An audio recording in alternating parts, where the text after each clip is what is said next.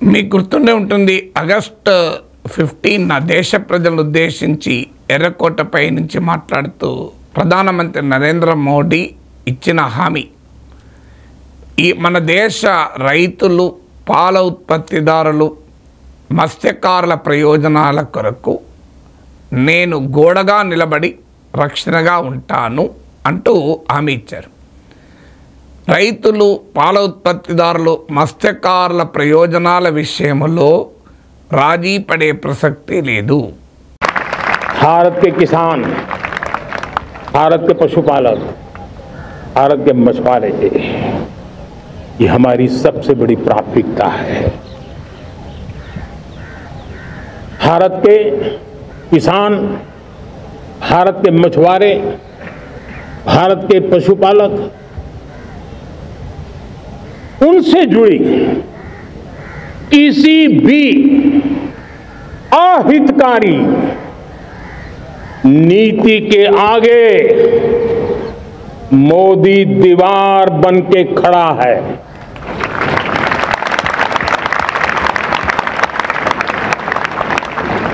भारत अपने किसानों, अपने पशुपालकों, अपने मछुआरों के संबंध में कभी भी कोई समझौता नहीं स्वीकार करेगा. ఇది నరేంద్ర మోడీ స్వాతంత్ర దినోత్సవ ప్రసంగంలోనే కాదు, అంతకుముందు కూడా ఇదే విషయం చెప్పారు. తమిళనాడులో ఎంఎస్ స్వామినాథన్ ఫౌండేషన్ ఏర్పాటు చేసిన సమావేశంలో మాట్లాడుతూ కూడా ఇదే అన్నారు. కానీ సరిగ్గా ఆగస్టు 18 ఒక 3 రోజులు కావడంతోనే మోడీ ప్రభుత్వం ఏం చేసిందో మీరే చూడండి. మీరు కింద డిస్క్రిప్షన్లో కూడా ఇచ్చాను ఈ లింకు. మీరు మోడీ ప్రభుత్వ ఫైనాన్స్ మినిస్ట్రీ కాటన్ పైన, ప్రతి పైన ఉండే కస్టమ్స్ ఇంకా 11% కస్టమ్స్ డ్యూటీని ఎత్తివేసింది. అది కూడా ఆగస్టు 19 నుంచి సెప్టెంబర్ 30 వరకు ఈ కస్టమ్స్ డ్యూటీని సస్పెండ్ చేసింది. సో సెప్టెంబర్ 30 తర్వాత కూడా ఎక్స్టెండ్ చేయాలని టెక్స్టైల్ ఇండస్ట్రీ డిమాండ్ చేస్తోంది. ప్రభుత్వం ఏం చేస్తుందో చూడాలి. కానీ ఈ 40 రోజుల పీరియడ్లోనే దిగుమతిదారులు, ట్రేడర్స్ పెద్ద ఎత్తున విదేశీ కాటన్ను స్టాక్ పెట్టుకుంటారు.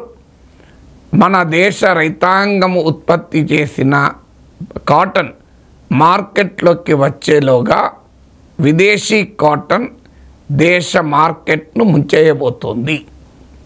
ఇది సరిగ్గా ట్రంప్ డిమాండ్.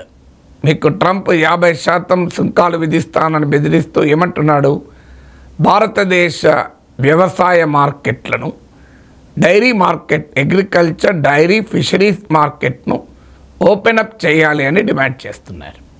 కానీ విచిత్రం ఏంటంటే ఆ డిమాండ్కు మేము ఒప్పుకోము అని పరోక్షంగా చెప్తూ సరిగ్గా ట్రంప్ కోరిందే చేస్తున్నారు.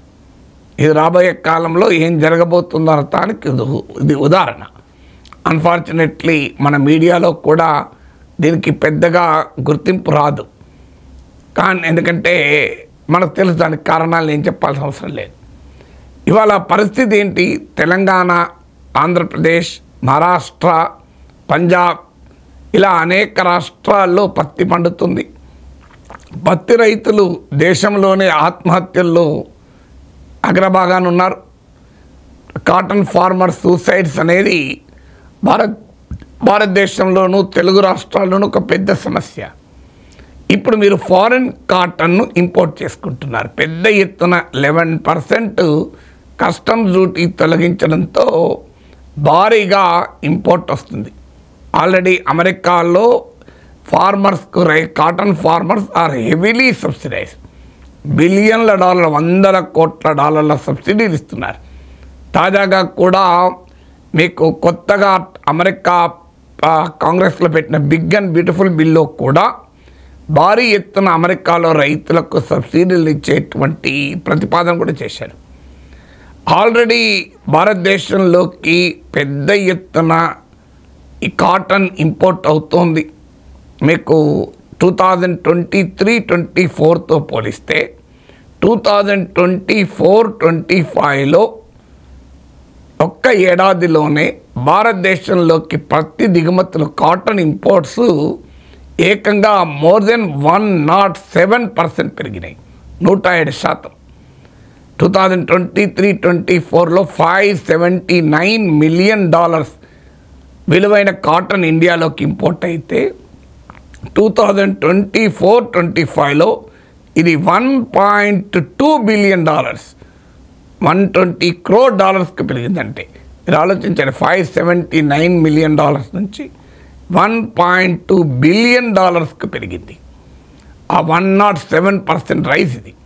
ఇప్పుడు కస్టమ్స్ డ్యూటీ 11% ఎత్తివేయడంతో ఇక కాటన్ ఇంపోర్ట్స్ మామూలుగా పెరగవు. విచిత్రం ఏంటంటే ఇందులో లీడింగ్ కంట్రీస్లో అమెరికా ఉంటుంది. అందుకే ట్రంప్ సంతృప్తిపరచడానికి భారత రైతాంగం దెబ్బతింటున్నా కూడా మోడీ ప్రభుత్వం విదేశీ కాటన్కు దారాలు తెరుస్తున్నారు. పైగా 15th ఆగస్టు రోజు మోడీ ఏమని పిలిపించాడు? స్వదేశీ, వోకల్ ఫర్ లోకల్ అన్నాడు. ఇది విచిత్రంగా ఉంటుంది. వోకల్ ఫర్ లోకల్ అంటున్నాడు, విదేశీ కాటన్ను దిగుమతికి దారాలు తెరుస్తున్నారు. మా రైతాంగానికి రక్షణగా గోడగా నిలబడతా అంటున్నాడు. విదేశీ కాటన్ పైన కస్టమ్స్ కానీ ఉన్న 11% ఎత్తివేశారు. మీరు ఇండియాలోకి నేను ఇంతకుముందు చెప్పాను 107% కాటన్ ఇంపోర్ట్స్ ఒక్క ఏడాదిలో పెరిగాయి. ఎక్కడి నుంచి వస్తుంది ఈ కాటను?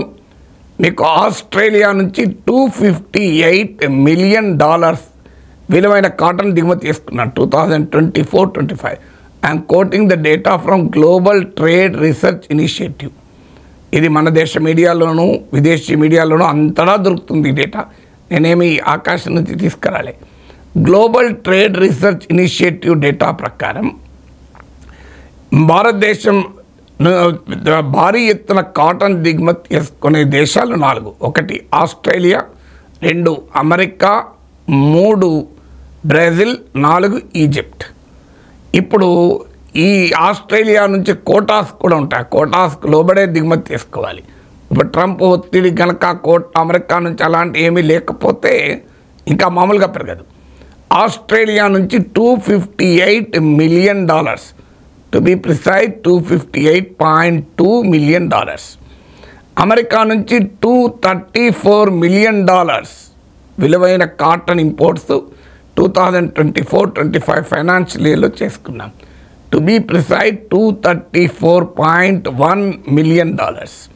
తర్వాత బ్రెజిల్ నుంచి $181 మిలియన్, నియర్లీ కరెక్ట్గా చెప్పాలంటే $180.8 మిలియన్.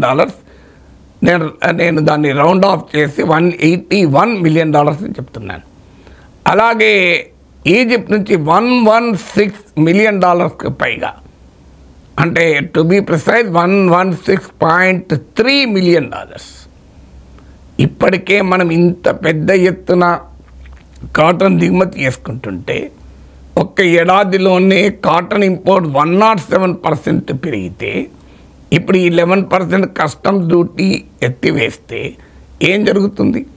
భారీ ఎత్తున అమెరికా నుంచి ఇతర దేశాల నుంచి కాటన్ ఇంపోర్ట్ అయి ఇండియన్ మార్కెట్స్లో ముంచేస్తుంది. అది కూడా మన కాటన్ హార్వెస్ట్ సీజన్కు ముందు ఈ ఇంపోర్ట్స్ను అనుమతిస్తున్నారు. ఈ కాలంలో విదేశీ కాటన్ చీప్గా వచ్చాక మన రైతులకు గిట్టుబాటు ధరలు వస్తాయా? ఈవెన్ మినిమం సపోర్ట్ ప్రైస్ కూడా వచ్చే పరిస్థితి లేదు, కనీస మద్దతు ధర కూడా. ఆల్రెడీ వాతావరణ పరిస్థితుల వల్ల కాటన్ క్రాప్ దెబ్బతిన్న పరిస్థితి చూస్తున్నాం. దాంతోపాటు మీకు కాస్ట్ ఆఫ్ ఇన్పుట్స్ విపరీతంగా పెరిగాయి. సో కాటన్ ఫార్మర్ ఆల్రెడీ ఇబ్బందుల్లో ఉన్నాడు. అలాంటిది ఈ సమయంలో మీకు ఫారిన్ కాటన్ను స్వదేశీ జపాన్ చేస్తూ మోడీ ప్రభుత్వం విదేశీ కాటన్ దిగుమతుల పైన సుంకాలు సస్పెండ్ చేస్తే ఏంటి పరిస్థితి? మన రైతు ఎలా బతకాలి? మరి మోడీ చెప్పింది ఏంటి? మోడీ హైతో ముంకిన్ అన్నారు కదా, మరి ఏమిటి నమ్మకం ఇది? అన్ఫార్చునేట్లీ ఏ రాజకీయ పార్టీలు పెద్దగా అడగవు. ఎఫెక్ట్ అయ్యేది మన తెలుగు రాష్ట్రాలే, కానీ తెలుగు రాష్ట్రాల రాజకీయ పార్టీలు అడగవు. మరి ఎవరు అడగాలి దీన్ని? ఎందుకు మన రైతులు నష్టపోవాలి? దీనికి ఆన్సర్ చెప్పాలి కదా. మీకేమో అమెరికాలోమో కాటనే కాదు, all agricultural commodities are highly subsidise.